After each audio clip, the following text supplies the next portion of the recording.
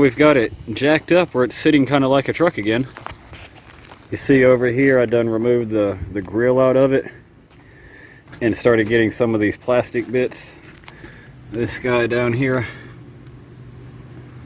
see that thing is part of this big plastic structure that runs across the front of this. I think this is a core support, and that's where all your headlights and stuff bolt to. See, that one's all busted up because our core support's not the straightest anymore.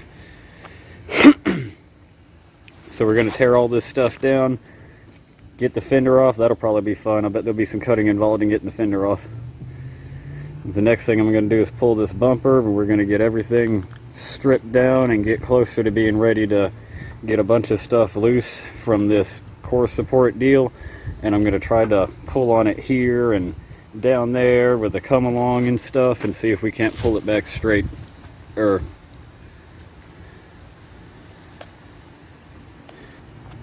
But for now, let's get the bumper off. Well, that looks different. There's the bumper. It looks like we might be able to straighten this out a little bit. See that other side? Nice and smooth and not kinked. And then you come over here. If you can see it on the camera, there's a big kink here. Looks like we might be able to use a little hammer and weight and pushing and contorting type action. We see it sitting flat on that concrete. It almost sits flat on that concrete. So like most of the bumper looks pretty good. It's just this end is like contorted. That looks terrible.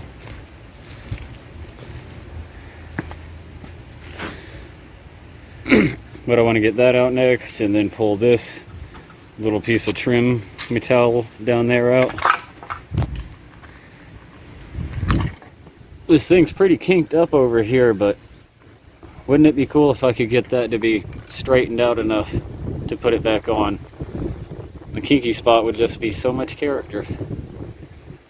But we don't need that much character. That's too much. I also had to take this inner fender well out, and isn't that neat? Look how much stuff you can see when it's not in there.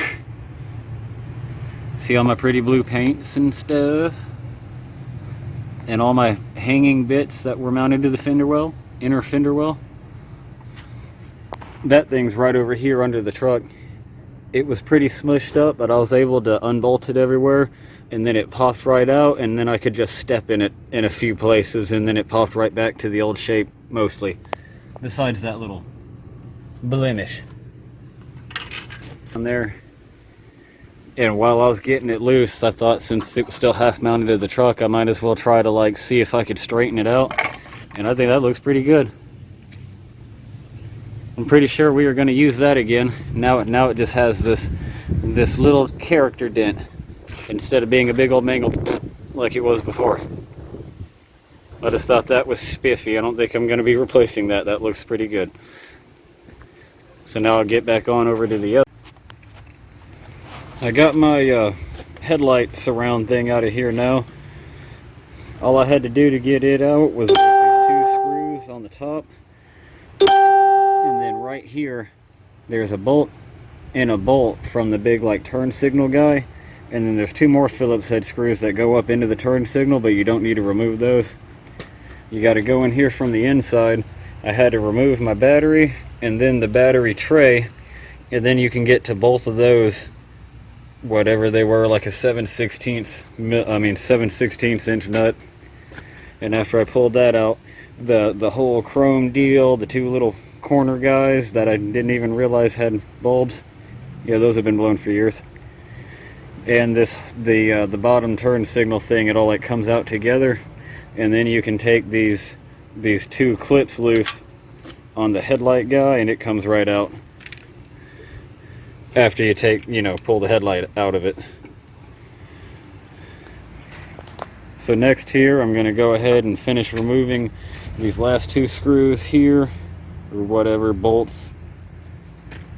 What is this? 5/16 bolts over here, and then that'll be the last piece of this, whatever that is, this bezel thing that holds all my stuff on in the front. Starting to look funny.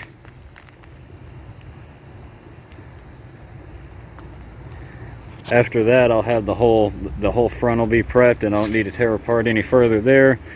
And then I get to come back over and really get attacking this fender, trying to get it off. Like,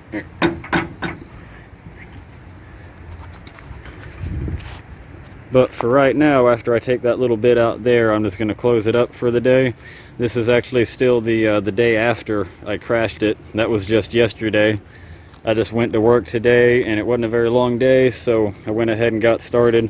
We pulled it up on the slab and lifted it up and got this far.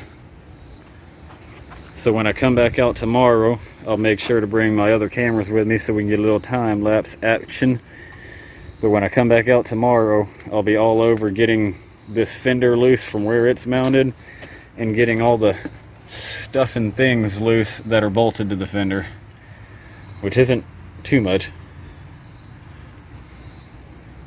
And I may have to get like my my air box and this box if I can even get it out of there, because it's pretty crushed in. But that's about the end of it for here today. I'll see you in the morning. Out here on the second day, I'm working on attacking this fender, trying to get it off. I got my bent up hood springy holdy-uppy device taken loose there.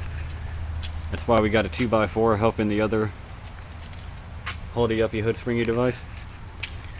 And I just took the bolts loose out of here, these 4. I did these 4 instead of the 2 that are in this way, because the one with everything all bent up the way it is, you can't get a socket on it. And then up here in the front, there's one here and one there that also hold that plastic bit that holds your lights and stuff on. I've got all that in. There's 2 screws, one here and there, that hold this metal bracket that supports the air box and the water washy fluid box there. Those screws are out, so I think the only thing left holding my mangled fender on is whatever holds it together back there. I got that fender the rest of the way off. I just had that bolt down on the bottom and this one right here. So when I took my stuff loose from the inside of the fender, I was able to just pull it over, and it took a very long time, like a quarter turn at a time, getting that long bolt out. But now the crushed up fender is off, and I didn't even have to cut it up, so that was cool. There's not much truck left up there. As far as our bent up damages over here, this is like the top of the fender mount. That thing we need to try to pull back over straight in line with the cab way over here. Just from there to, that's all. Other than that, it looks pretty good over here. It's a little dented up here.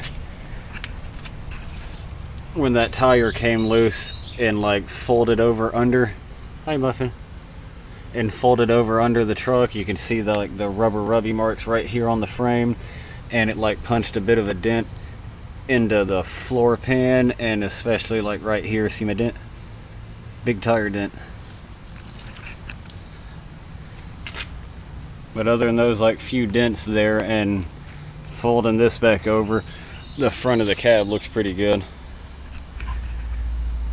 Now up here at this the core support thing, that's another story.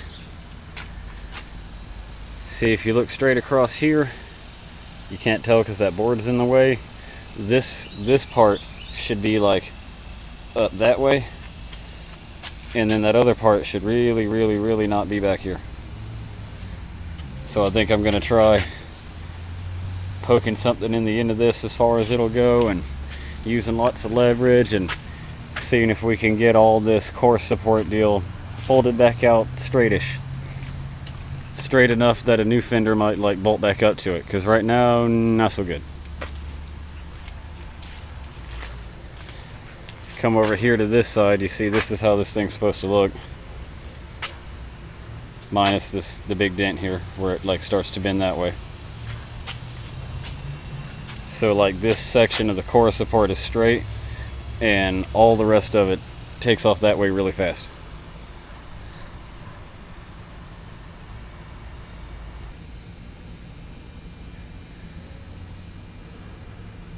Well, this door was very much jammed shut before, and now it opens.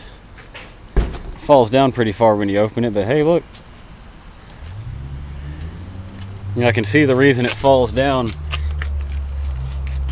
If my lighting will work with you, and you can see in there, there's these little bushings that go around this little stick here, and that's like your door hinge. And it looks like when we hit the tree, this bushing was already wore out, but when we hit the tree, it like crushed its way into the pin. So it was already sagging before, but now it's like sagged a whole lot more. But that's cool because I have new door pins and bushings at home. We've needed to install them for a year. Now's a good time. It'll still close, you just gotta, yeah, mint. Good as new. So I had Dad's help over here, and we got this front core support thing pretty pulled forward and straightened it up pretty good. And we had a fender for his truck. See, a long time ago he had a little incident with a tree that wasn't quite as severe as mine, and he's got a new fender for this truck, and we test fitted his new fender and it will bolt up to mine. So here a little later I'm gonna get his new fender ready to go on his truck, and then I can have his fender, which has got a few little blemishes here, but it looks a little bit nicer than my other fender, and they're like $270, so I like the little blemishes on the front of that red fender. It looks great. But anyway, we got everything straightened up here. It'll fit a fender. The only other thing I had to do, we had to push and pry and hammer and pull and get all this pulled back over straight. This mount here was shoved backwards, we had to hammer on, and this is a really strong mount we had to hammer a lot on, but it's pretty straightforward now. Now you can set a fender on it and the lines line up pretty good. So now I'm about done with messing with the fender and the hood and all the stuff up top for a minute. After I get his fender on his truck, and then I got me his red fender, I'll start putting all this stuff back together and have like a front end again. But for right now, we're gonna move on to the stuff I'm more familiar with, the greasy, nasty stuff. Down here I've got this trailing arm guy and this I-beam that are really bent up, and I need to get those. I need to get this big like 1 1/8 inch nut that's on the other side of this trailing arm and start getting all this crap loose. Alright, so because this trailing arm is so bent, my nut over here isn't pointed straight, so a socket won't go on it. That's why I have to have this wrench on here. And then I was trying doubling wrenches up, and then I tried hitting wrenches with hammers, and that nut's really tight. But I just had a pretty creative idea. See, I got the jack under here. Yeah, hydraulics. We're either going to lift the truck or we're going to turn that.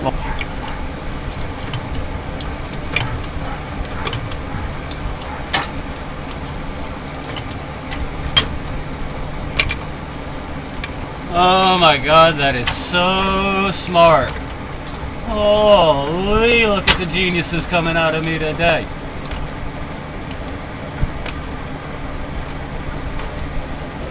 I've never thought about that before. That's a really good way to break a big...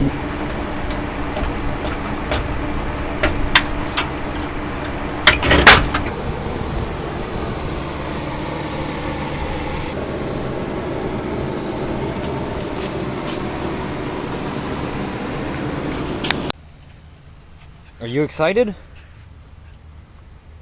She looks pretty excited. See, now we got the whole left front suspension assembly dropped out of the truck. See, we down here with bare frame and a broken hanging shock.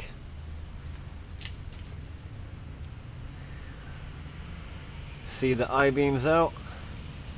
My bent up, twisted up drag links and tie rod ends and stuff is all dropped down. So now we're ready to spend a bunch of money and order a bunch of parts. And then there'll be parts. Parts.